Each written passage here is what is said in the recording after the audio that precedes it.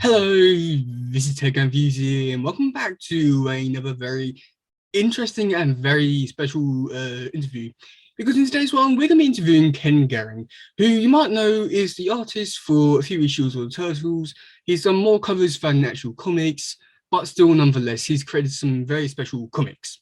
So he's worked on issue 51, even though the significance of that one, then you should know why this one's a sort of like an important interview because he created the fifth turtle, Denica. He also has done work on issue 124, which is sort of like the cameo first appearance of the Punk Frogs in continuity. So to say the very least, this is a very big and important interview. And yeah, so quickly before we do get into this one, I would like to say that I'm sorry, but there is no footage of Ken Garing, but that's down to the fact that with his setup, he had it so that it was only audible, which is totally fine. I accept all because, well, this is a once in a lifetime opportunity, so I'm not in a way to complain about it. But still, you should really enjoy this one, and you will hopefully learn some few things about what's coming up in the future for Turtles. But you know what? You'll just find out. Well, my first published work was in 2012 with Image Comics on a science fiction series that I wrote and drew called Planetoid. And it was a mini series, and I went on to do a sequel a couple of years later. And I've done other work. I did a thing for DC and Ninja Turtles, the IDW series. I had met the editor, Bobby Curnow. I'd met him early on when I was first had done Planetoid, and just did. I don't actually remember the issue, but I did a cover. I think it was like issue number 35 or something. And I'd done a cover, and then eventually, when I was in between projects, he asked me to do interior art for number 51 and 52. And then again, I went back to Image, and I did a series called Gogor, a kind of weird fantasy book that I wrote and drew, and I'm actually doing a sequel to that now. But there was a big break for me on Ninja Turtles, and then I did another cover. I think it was issue like maybe 102 or so. Maybe it was 104 or something. And then I did the recent work on the interiors on issue 124. So it's my work on Ninja Turtles is like really spread out. I always wanted to do like a mini series of my own, and I'm kind of hopefully going to maybe have a chance to do that later this year. But yeah, it's pretty scattered. But I mean, in terms of being a fan of Ninja Turtles, it is like the number one, the original Eastman and Laird Ninja Turtles work is more than anything what made me want to draw comics.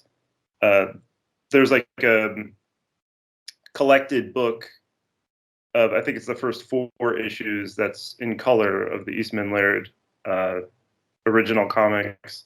And I got that when I was really little, when Ninja Turtles was first coming out, the cartoon. And so that's still just like one of my favorite comics. And it's and Kevin Eastman in general, Ninja Turtles is the big influence, but you know, he bought heavy metal and took over heavy metal.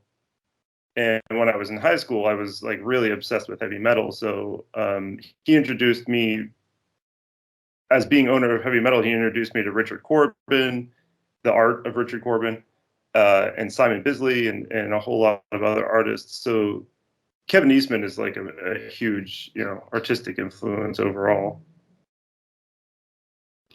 So the first question is, have you seen the previous versions of the Turtles? Yeah, you know, I mean, there was a period of time where I like a lot of the animated series I didn't pay so much attention to. The original animated series when I was a kid was huge, of course. And the Mirage comics and the Archie comics, the Adventures, Teenage Mutant Ninja Turtles Adventures. There's some, the Teenage Mutant Ninja Turtles Adventures, the Archie comics. I'm really happy that IDW has like reprinted them because I love those as a kid. They're really weird, and I really like the art of Jim Lawson. And there was like a brief black and white comic at Image, I think, in like the late '90s. I read that. The Simon Bisley, the Body Count miniseries. I like that. There's, off and on over the years. But yeah, the original Mirage run, and then there was a second run at Mirage where it was Jim Lawson, and I think it was like only 13 issues. It was in color. I really like that series. But yeah, my whole life I've always kept up on Ninja Turtles and wanted to work on it, and I think IDW has done a really good job. I'm a big fan of Sophie Campbell's work on Ninja Turtles. So yeah, it's a good thing that they've kept it going. I think IDW is doing a good job. And how did you get a job for this issue, or for the issues that you've done? Well, they like when I first started doing comics with that Planetoid series, the science fiction thing. It was kind of popular, and I was at a comic book convention, and the IDW series had only been around for like maybe the first 12 issues or something. It was still new. And I had just seen that they were reprinting the color Eastman and Laird issues. So I was like into the IDW thing, like, oh, that's cool that, it finally is getting like a proper comic. And I met Bobby Curnow, the editor, who only just recently left. He was the editor for like 125 issues. And so I met him, and he liked Planetoid. And so we talked, and I was busy with other stuff. And then, like I say, I did that one cover, but we were always like friendly and talking about projects. And like I say, it was kind of like a fill-in issue. The issues I've done are always like in-between type issues. And it is a little weird just because I would say generally the ongoing series at IDW is like more cartoony, and my style is not really that way. So it's kind of like, I don't know. I think there's like mixed feelings about the issues I've drawn, but I'm really happy to just like, because I write and draw my own stuff, and it's kind of like personal, a little bit offbeat comics. So I kind of like the idea of just drawing on the regular series, just to be like doing interior art. But my goal has always been just to do like a little mini series. I want to do like a Casey Jones Raphael like 2-issue thing. I would love to do something like that and write it and color it, like do the whole thing myself. So was there like a certain art style you had to follow, and when drawing these comics, or was that like drawing your own art style? I try to make it fit in a little bit, and I try not to do anything too weird.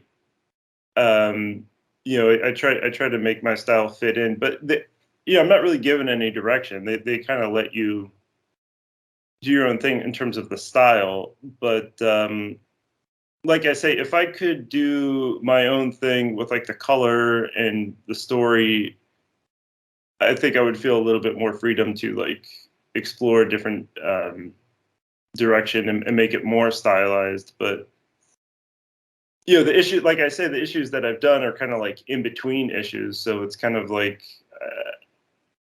I've been a little bit reluctant to like go too extreme with the style. I try to just like do a good job and make it kind of straightforward art, which maybe I shouldn't do, but.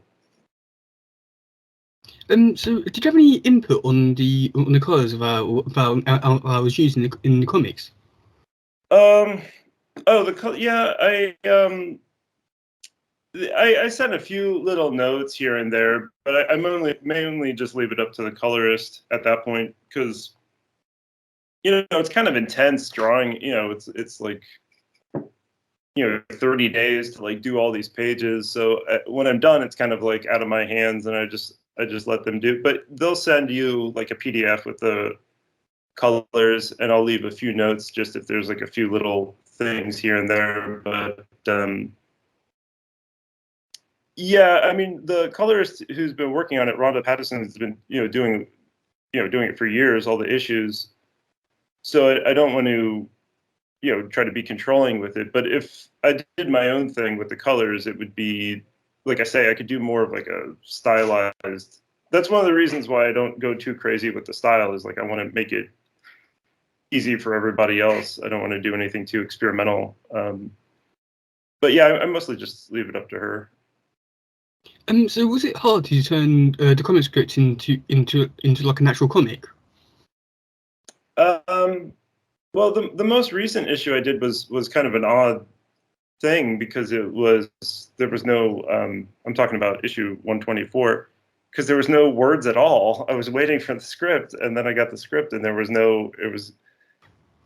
and there's a lot of characters, and the Ninja Turtles are like not fighting or wearing their costumes and stuff. So it was kind of a little bit challenging, just because it was an unusual script, an unusual issue. So yeah, there was a few, but in one sense it was easy, because I didn't have to worry about word balloons or anything. I could just fill up the whole thing with art. But generally speaking, no. I mean, once I get the script, it's like I just try to. I mean, my main thing is just making the storytelling really clear. So I just spent a lot of time on the layouts and just trying to make everything read really clear. But no, it was no issue turning the script into the comic. So did you get layouts for previous issues, or was that you just draw it by yourself? Just by myself. Once I get it, once I get the script, it's like pretty straightforward. Like I said, it's kind of a marathon. It's like pretty short period, and they just expect you to turn in the pages. So I just go. Maybe at the end there might be like a very, very minor note or two, or maybe they want to like throw an extra character in there or something. But no, it's a pretty straightforward process once you get the script. So because you had the opportunity to be able to create quite a few new characters in issue 51, was you like told like a certain design for the characters, or was you able to just design the characters by yourself? I'm trying to remember what the script said. In the case of Jenica, like, I'm credited with like her first appearance, but she was just a human at that point. She hadn't turned into the turtle. So I think I wanted her to look. For some reason, I thought of her as just being very like European, looking like what's the actress's name now? I forget the actress. She's in Rocky 3. Bridget Nielsen. For some reason, I thought of her looking like Bridget, with the short blonde hair and the blue eyes and stuff. But there wasn't that much input. I remember they wanted her claws to be longer. I don't know. I don't know if they were thinking of having her turn into the fifth turtle at that point, but because it didn't happen until like way later. But no, I usually just create the stuff on the page and just see what they say, and usually it just goes through. And I was also, in the most recent issues, it's only just one panel, but it is like the first appearance of the frogs, who are now these punk frogs. They're kind of like covered, wearing clothes and stuff. You can't really see them that clearly, but yeah, they give you a lot of freedom, I found. So with other characters which also had helping bring into comic book form with Street Phantoms There's Done, did you take inspiration from the show, or was that another one which you just made up by yourself? I just made them up. There was some art that I looked at from the comic, but yeah, I mostly kind of just make it up on the page. Because like I say, you're just going so fast to have so many other, all this artwork on the table. So it's kind of like you kind of just make it up and see what they say, like see if it's okay. So sometimes that can lead to like inconsistencies, but in comic books, artists have like room to change things and move things around. So Yeah, I usually just make it up on the spot. So a few weeks ago, you uploaded an image on Instagram about like a sort of product or thing which you're trying to do with like TMNT junkyard dolls. Is there any like sort of information you sort of give about that, or is that sort of sound like is like a work in progress?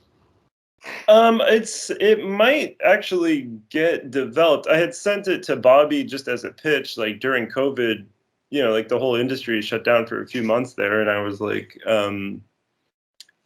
thinking I should try to see if I could do something with Ninja Turtles because that's, like a consistent book.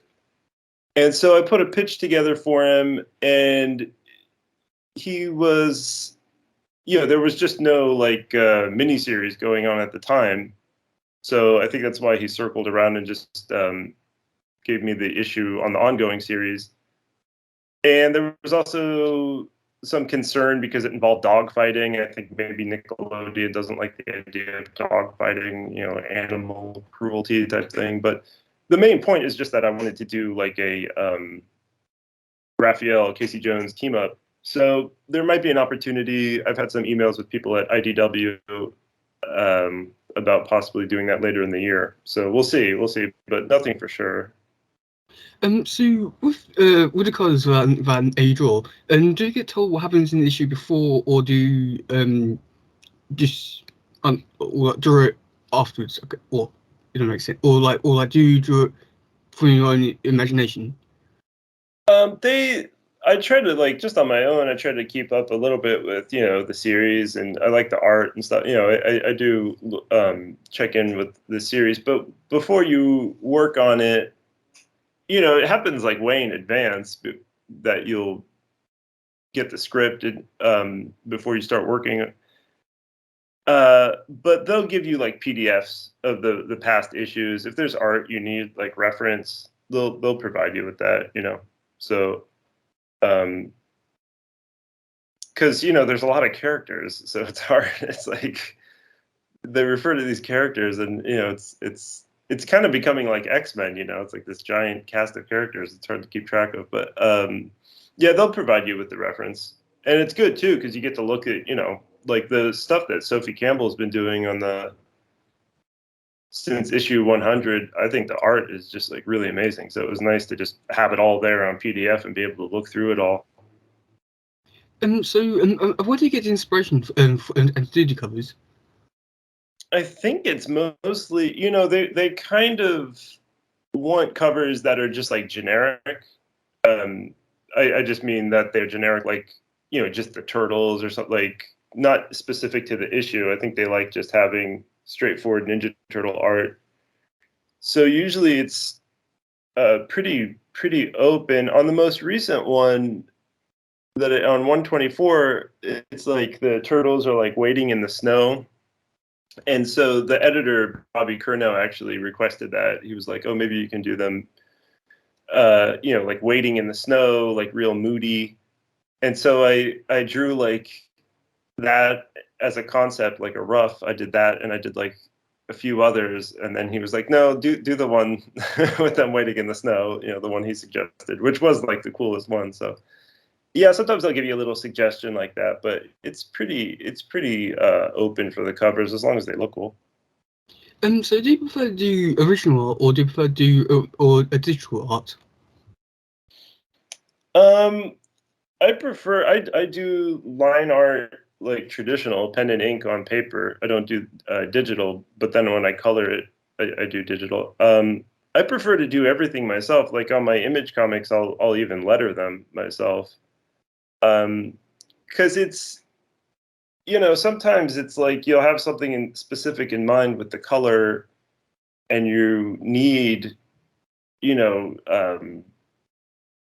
like it's nice to have a word balloon here or a sound effect there to cover something up, and so I just like having full control, and so that's why I say it'd be nice to do that on Ninja Turtles, just like do a full thing exactly how I have a very specific idea in mind, so that's my preference. But it is easier, of course, if you're just drawing, just as like a straightforward job.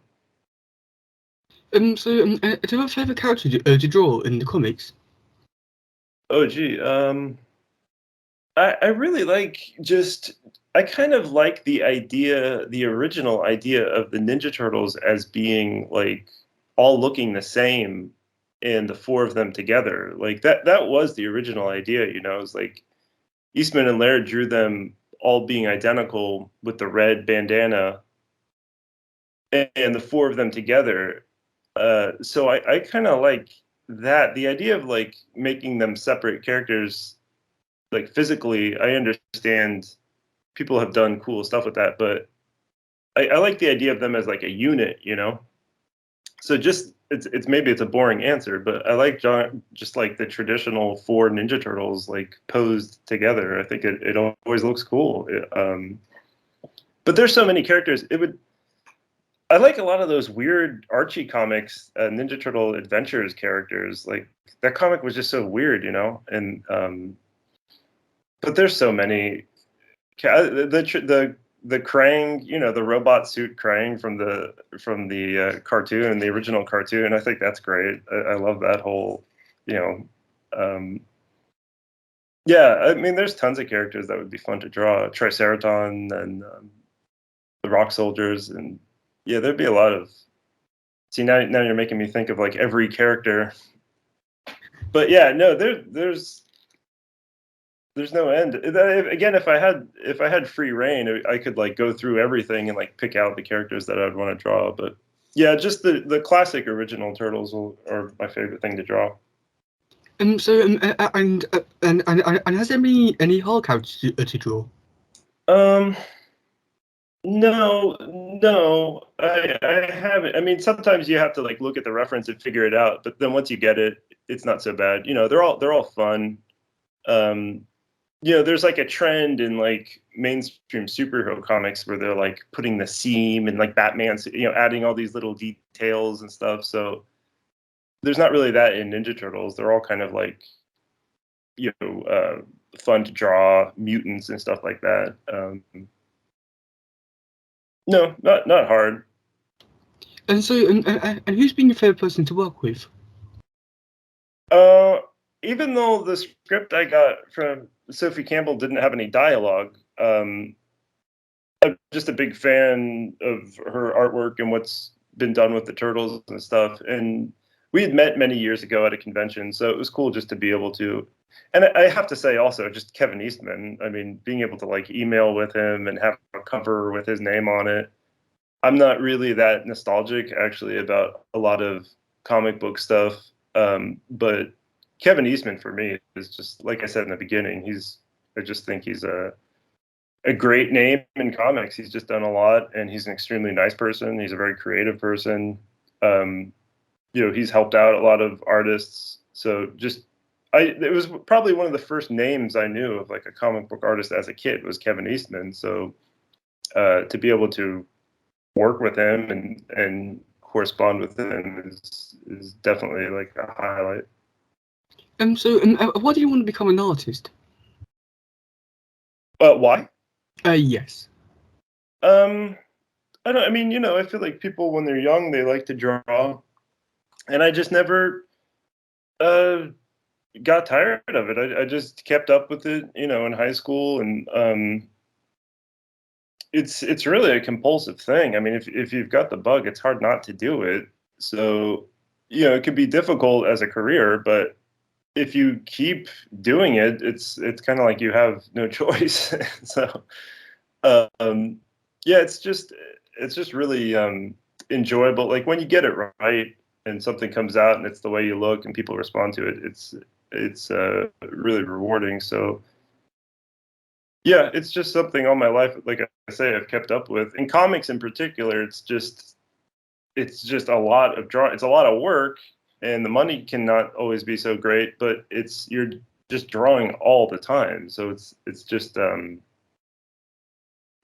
it's the best thing if you're into drawing is like comics because it's just so much drawing is involved. So Do you prefer to do the cover, or do you prefer to do the interior? Honestly, as much as just got done saying I like drawing comic, all the drawing involved in the interior, I am starting to trend more towards like wanting to do illustration. Like I've been doing some acrylic painting and more like involved illustration, because it can be, I don't know, it's comics come and go so quickly, and everything that's being done online is more like a single image, one single impressive image, So, and also too, because I work traditionally, there's the aspect of like selling the original art. So if you can start selling like single piece paintings, it can be it can make sense to do that. So, but still, I've got plenty of like full-length comic book stories I want to do, so I'm still intent on doing interiors. How long does it take for you to make a comic? If I'm doing the whole thing myself, it can take a really long time. If I'm doing my own series, the first issue will take a really, really long time, and then I'll speed up as I go along. But the first issue, writing, drawing, coloring, lettering, because you're not sure like what the process is, you have to sort of discover what the comic is. But if I'm getting just like a job drawing like 20-page interior, I can do it in 30 days. I mean, the last issue I came in a day or two early, so I can do it in 30 days, pencil and ink. But it's intense. I mean, it's like a plane ride, you're just sitting like for a really long period of time. But yeah, I can do it. And because you created Jenica, how does it feel to like create like another big brand turtle? It's really, really good because Ninja Turtle fans are really, really hardcore, and if you draw an issue and it comes and goes, it's different than if you draw an issue that has like a first appearance in it. So I was very fortunate to, like I say, at the time I didn't know she was going to become the fifth turtle, but the value of the art goes up, the value of the comics goes up. So it's good to be associated with that. I'd like to draw her more. I mean, I did draw her as a turtle in the recent issue, but I'd like to do more with her, because also too, it's like there's other characters that have come and gone, but she feels more like legitimate, It's like she's like a genuine new Ninja Turtle.